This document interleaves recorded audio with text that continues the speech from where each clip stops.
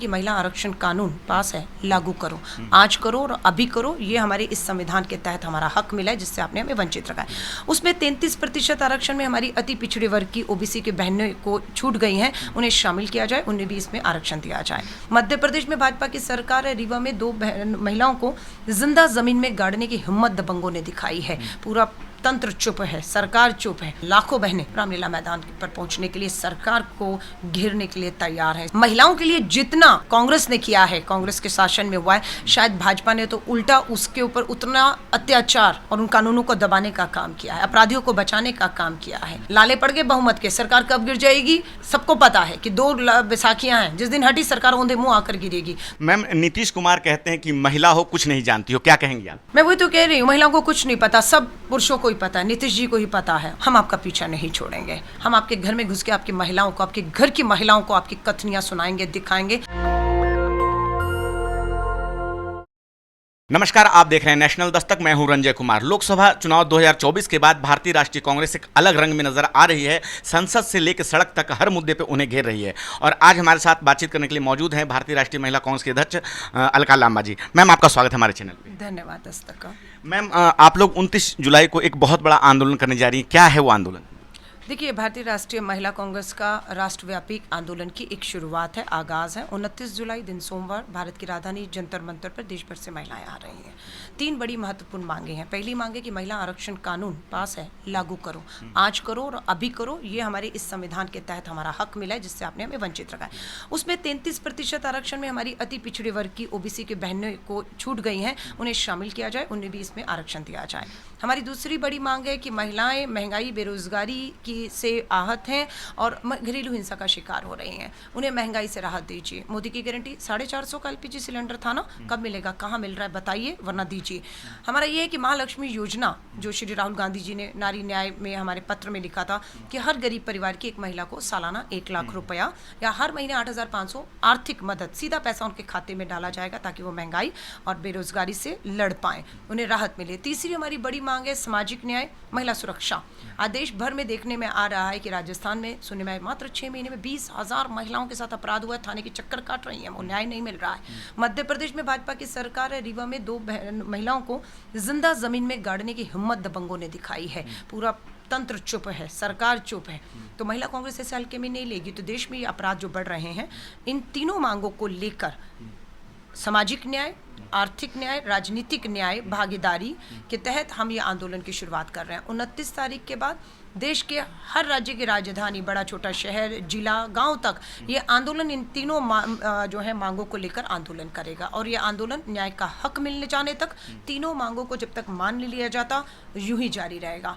और 8 मार्च अंतर्राष्ट्रीय महिला दिवस 2025 में नहीं माना गया तो लाखों बहनें रामलीला मैदान पर पहुंचने के लिए सरकार को घेरने के लिए तैयार है। इसलिए सरकार से हमारी मांगे हैं, हम इसके लिए ज्ञापन देंगे बिल्कुल प्रधानमंत्री जी, राष्ट्रपति जी, उपराष्ट्रपति जी, स्पीकर, नेता विपक्ष तक को भी, कि सदन चल रहा है और ये हमारी महिलाओं की आधी आबादी की 3 मांगे हैं।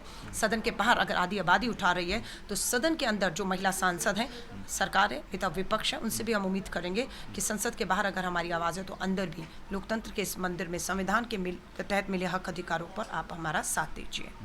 मैम, सत्ता पक्ष के लोगों का कहना है कि कांग्रेस ने इस देश पे सबसे ज़्यादा राज किया है और उनके खाने के दांत कुछ और दिखाने के दांत कुछ और है। जब वो अपने सत्ता में थे तब उन्होंने ये विधेयक पास नहीं किया, हमने विधेयक तो पास कर दिया है। आप उनको बताइएगा जो ये सवाल कर रहे हैं। 14 लाख बहनें आज पंच और सरपंच हैं, नगर निगम पार्षद हैं, मेयर हैं। 50% आरक्षण श्री राजीव गांधी जी ने इसी संविधान में संशोधन के तहत दिया था। 14 लाख बहनें पंच और सरपंच हैं। कैसे, किसकी वजह, किसकी सोच है? घरेलू हिंसा कानून कौन लेकर आया?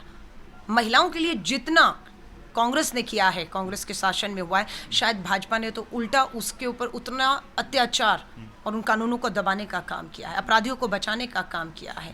सो ये हमसे मत कहें हमने क्या किया है। देश ने देखा है, 400 सीटें मांगी थी, बहुमत नहीं मिला आपको, लाले पड़ गए बहुमत के, सरकार कब गिर जाएगी सबको पता है कि 2 बैसाखियां हैं, जिस दिन हटी सरकार औंधे मुंह आकर गिरेगी। घमंड मत करिए और कांग्रेस के ऊपर उंगली उठाने से बेहतर है 10 साल का कार्यकाल पूरा किया, तीसरा कार्यकाल आपको किसी तरह मिला है, जो वायदे किए पूरे करिए। महंगाई पर बात करिए, महिला सुरक्षा पे बात करिए, अधिकार देने की बात करिए। कांग्रेस पे आरोप लगाकर आप अपनी जवाबदेही जिम्मेदारी से हट नहीं पाएंगे, घेरेगी महिला कांग्रेस। निकलिए आप बाहर।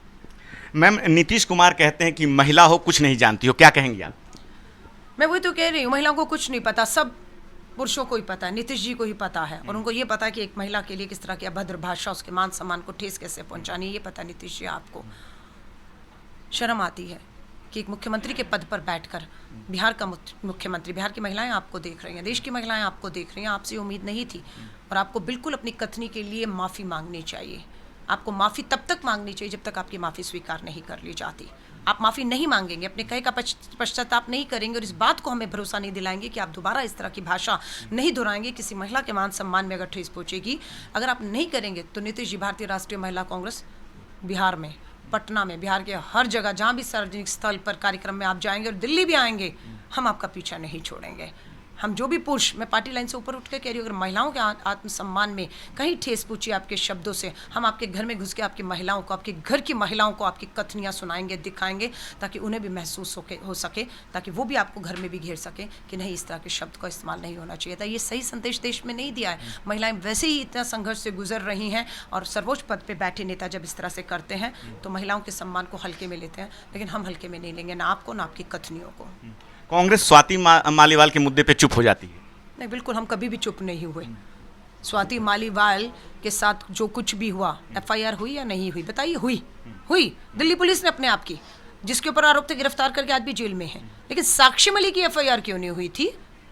सुप्रीम कोर्ट जाना पड़ता है, अपराधी आज भी आज़ाद घूम रहा है, हारने के डर से टिकट काट दी, बेटे को दे दी, परिवारवाद। स्वाति मालीवाल राज्यसभा सांसद है, सशक्त महिला है, दिल्ली महिला आयोग की अध्यक्ष रही हैं।